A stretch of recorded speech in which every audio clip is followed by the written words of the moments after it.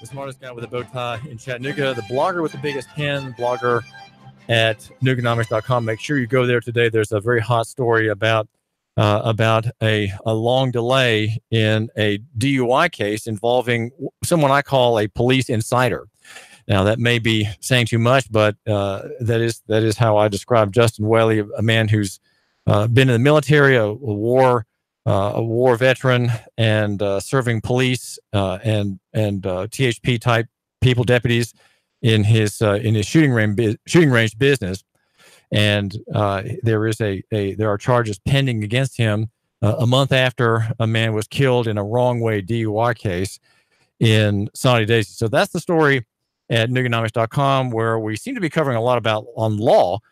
And we want to ask now about Unjolee Moore. What happened yesterday? I made sure I came to the mic yesterday at 1, so I had to leave the hearing in Judge Poole's court. But plodding on in arguments all day until about 6 o'clock, until dinner time yesterday in the Hamilton County Criminal Court Judge of Don Poole was Daniel Murphy.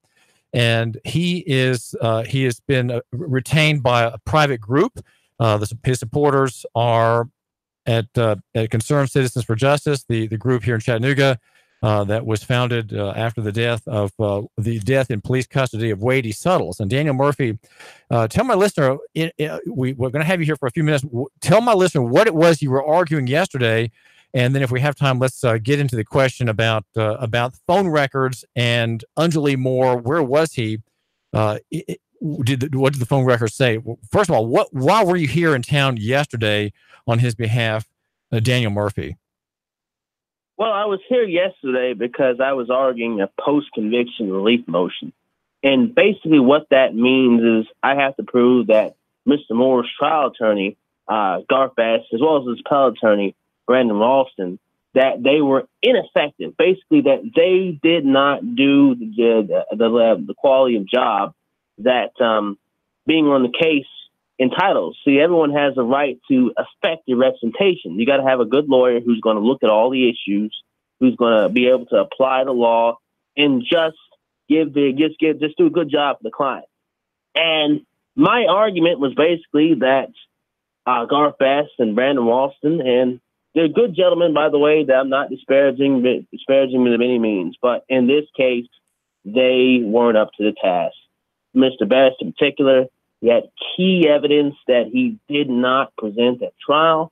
And the state's key evidence, particularly that Mr. Moore confessed, he did not thoroughly review that or thoroughly prepare enough to be able to effectively prove that there's a lot more to this so-called confession than meets the eye. And so that was basically what I was arguing for Judge Poole. And I thought I was pretty successful, really. But are you suggesting by that comment, Daniel Murphy, that the judge's demeanor or his the way he spoke in the court somehow suggested he's maybe more open to your arguments than those of the district attorney Cameron Williams, who spoke also? Judge Poole was very fair, very balanced, and he seemed quite interested in these phone records, particularly at the end when he asked if they had been presented in the state's discovery or if I had been the one to find them. And so I think that's definitely an issue right there, because now he knows that was in the state's discovery. It pulls into my argument that the attorneys on the case did not act to the level of performance that they need to do in order to properly defend this case in the first place. They didn't do a quality job, basically. Well, so I believe he's going to be open. I believe he seemed open to it, to answer your question. But I'm sorry, go ahead. Well, it seems to me that there's another lawyerly misstep on the other side. And the prosecutor, if he has data, has an ethical duty under his rules of being a lawyer, to give all exculpatory evidence to the defense. In other words, evidence that shows that the defendant is not guilty. Where were these records at the time of the trial? The crime was in 2010 and the trial was in 2013. Where were these records, these phone records for Unjolee Moore's device? You're absolutely right. And that's something that's really confused me to this day, because I've talked with the other attorneys who are on the case representing the co-defendants. and they had no idea about the phone records. And so I'm not sure if in Mr. Best's case, he simply missed over them, or they simply didn't receive them, or whatever. One thing I know is when I requested for discovery, I guess a couple of months back, I got them. And I looked over them, and that's when I saw, wait a minute, there's a problem here.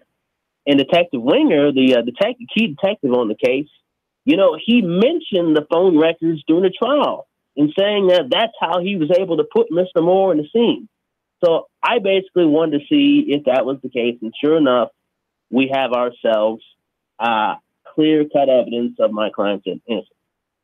So Garth Best, at the time of the trial, who was the trial lawyer, didn't have those records and couldn't make any kind of argument or questions from the witness stand about the location of the defendant. Right? Is that what you're saying? Mm-hmm. And you're the first defense person, Daniel Murphy, to see these records. Mm-hmm. Yeah. And basically at trial, it went like this. Garth Best had Detective Winger on the stand, and he asked Detective Winger, because there's a part during this interview that partially recorded where the Detective Winger's telling my client that we have the ability to put you on the scene. We got the ability to put you on the scene. And so Garth Best at trial, he's actually asking Detective Winger, okay, you were bluffing when you said that, right? Because you didn't actually have the ability to put on the scene. Detective Winger's response is that, no, I'm not bluffing. The phone records put him on the scene. The phone records put him on the scene. Garth Best asks, well, wait a minute, you got any copies of the phone records? And he says, yeah, they're in the master case file. All of a sudden, Garth Best just seems to drop that line of question entirely and move on to something else, indicating to me that at bare minimum, he'd never seen the phone records. And when I got Garth Best on the stand yesterday, his response was, yeah, he didn't know anything about the phone records. But had he known about them, he definitely would have pressed that line of questions. So I guess in regards to the prosecutorial issue, I won't comment on that. I mean, Kevin Williams, he seems like a very good man. I'm not going to disparage him by any means. I mean, I'll leave that to anybody else. Was he the defense attorney at the time? Sure. I'm sorry. Was Daniel Murphy, was Cameron Williams the DA prosecuting the case at the time, or was there someone else from that office? Cameron Williams and Neil Pinkston. They did it together. Well, it sounds like you're suggesting there's a kind of the hiding of exculpatory evidence, which is an ethical breach for an attorney in Tennessee. You are suggesting that. Well, are you not? One thing to keep in mind. I mean, again, I'm not going to disparage anybody. I guess is what I'm saying. I mean, if that's the issue, then that should be explored, because I guess when I talk to other attorneys, some of them say they didn't see that. And Ken Williams at trial says in the closing argument that, yeah, he did give everybody the phone record. So, I mean, I'll leave that to somebody else. I won't jump in the middle of that. My job is at the very least here is that Mr. Best was ineffective. And I think at very least the moment he saw these, he got this record, or he got this confession or false confession or whatever, and he saw Winger mentioning that, they had the ability to put him on the scene. He should have questioned Winger about that, and ultimately, I guess, made a motion to compel the phone records prior to trial. Right. So, but sorry, go ahead. Well, I'm just saying the question about what the record says is almost not as important as your main issue is ineffective counsel, because if you can prove that, of course, these other things are just details, which will come up again as the main issue in a new trial for Unjolee Moore. Of course. Well, all right, just quickly, my listener wants to know about these records. It seems that we all know how cell phones work, and that you're tracked with a GPS in the phone, connecting the phone continually with one tower or the other. How many pages were there in the record that you finally got into this record of appeal? How many pages were they, and what, in a nutshell, do these pages say about Unjolee Moore, who was convicted of killing 2 people? There are 20 pages of phone records and about, I guess, 5 or 6 pages of handwritten notes beyond just the records, presumably Winger's notes, since he's the one who requested the phone records. And what the phone records entail is, first, all the numbers that Unjolee Moore was calling off his phone during the dates of, I want to say, June 28th and the dates, I believe, weeks afterwards. And how it works exactly is that you got the call times, you got the GPS locations, and you just have all that laid out. And the funny thing is they regularly use this to go and convict other people in particular. And so what they have here, what Winger had is that he had the corresponding cell phone tower with the corresponding address written down on his own notes in the phone records. And my issue with that is how I see how the case falls apart is that the victim in the case, one of the victims, Tim Westfield, he says that this incident started at 11:30 at night when they heard a knock at the door. And so I looked at the phone records and there's specifically these addresses. And around 11:30 or so, Mr. Moore is about 10 miles away from British Woods Apartments on McCallie Avenue. And earlier prior to that, he's on, I guess at around 11:20 or something of that nature. He's on Riverbend Street. And again, my apologies. I'm not really a Chattanooga native, so I don't know the streets well. But nonetheless, I put that all on Google Maps, and he's basically on the other side of town at the time of that all this criminal activity is going on, and so that proves his innocence. Let me ask you another thing, Daniel Murphy, about the testimony from Unjolee Moore in the first segment that I heard yesterday. The time of his being held, you were guessing about 13 hours. In fact, you counted out the hours of the time he was effectively chained to a bench. I'm trying to remember here, maybe about nine hours or so. How important is it for my listener, just edify my listener with your legal background, how important is it for Miranda warnings to be given? He was not Mirandized, apparently, and did not sign the Miranda waiver form that the Chattanooga Police Department proffers to people it is interrogating. Is that correct? Or right? Is that undisputed? Absolutely crucial that they do that prior to any questionings, any kind of interrogation whatsoever. I mean, that's been the case for about, I want to say 40 years now. And so the fact that they did not do that would basically give us the ability to throw everything else out that was correct as a result of their interrogation.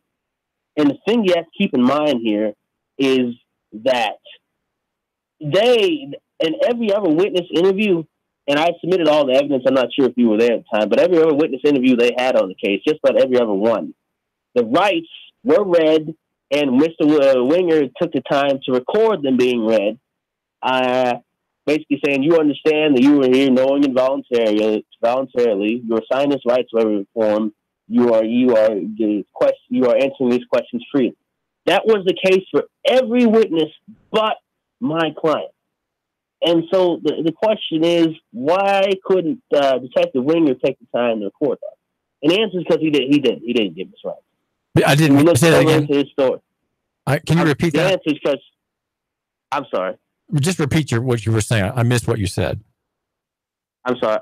I'm saying the reason as to why my client is one of the only, I guess, people who were interrogated, that there is no recording of him giving away his rights, is because it didn't happen. Because when we get down to the brass tacks, this man was beaten off and on for multiple hours, and they basically put words into his mouth and forced his so-called confession out of him. That's what happened. And he wasn't read his rights. And you look at the rights waiver form, which I submitted in evidence. It has a bar where it has for witnesses to sign, basically show that these people saw him sign his rights. Not a single witness signed the rights waiver form. And the question is, why is that when they have multiple other people in the room at the time all this is going on?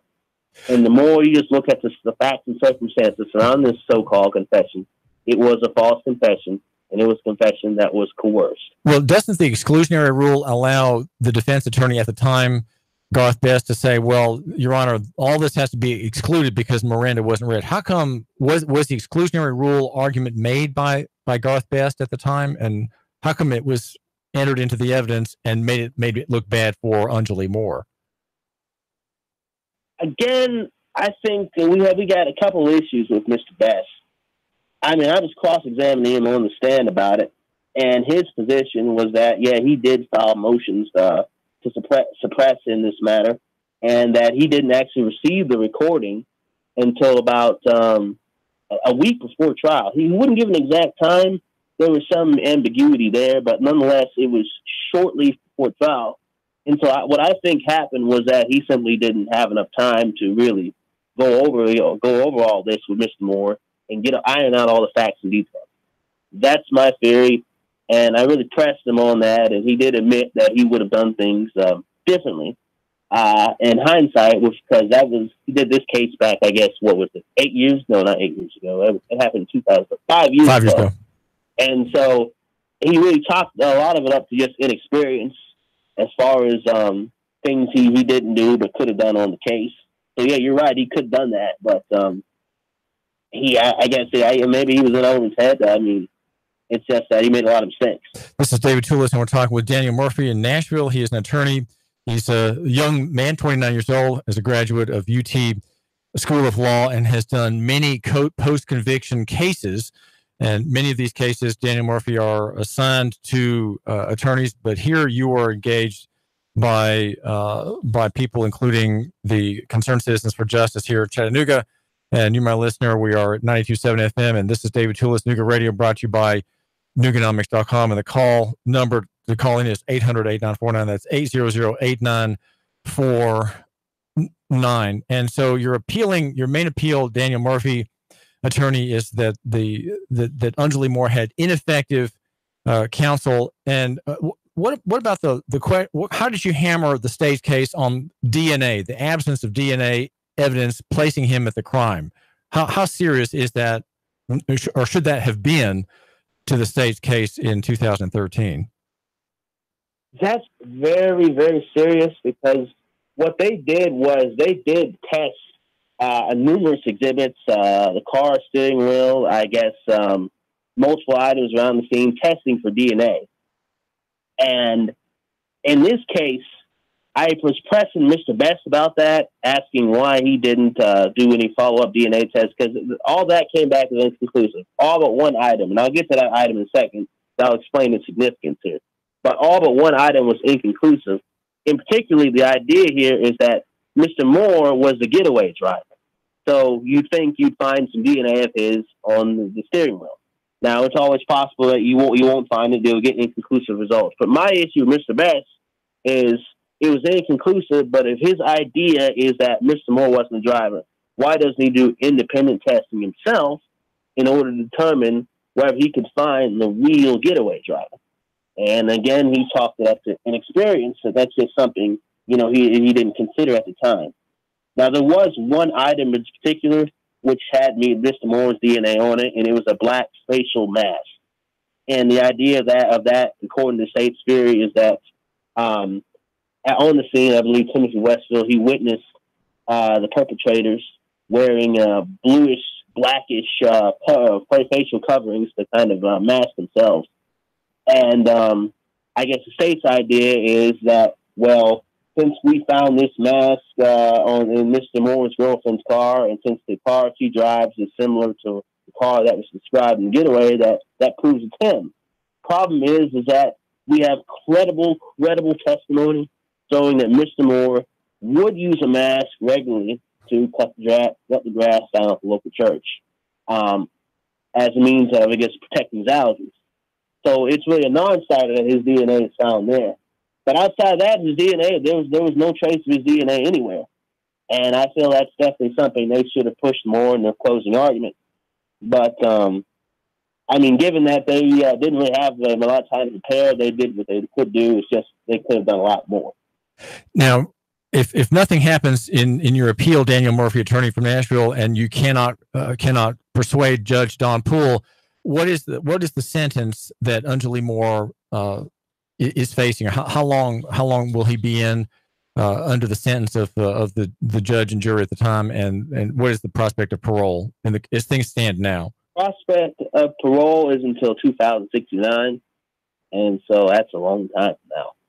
I mean, he's eligible for parole until 2018 right now, so that's many years away. It's a separate life sentence. But if we were to lose here, what we would do is build the case, and then sue for federal habeas corpus petition. This is David Kulis, and we're talking with Daniel Murphy, the defense attorney, making the argument for Unjolee Moore that his defense was inadequate and demanding a new trial. Daniel, thank you very much. Good to be here. Good to be here. 3, 2, 1. Chattanooga Radio. Digital FM 95.3 HD4. 92.7 FM's news now. Hamilton County Health Department says at least 2 Chattanoogans were infected with E. coli after eating at the River Drifters restaurant on Suck Creek Road. Police believe the E. coli came from the well water. The health department says the restaurant is complying and they're working on getting a new, healthier water source. The location otherwise has a spotless health record. A man was blasted in the thigh with a shotgun in Cook Park,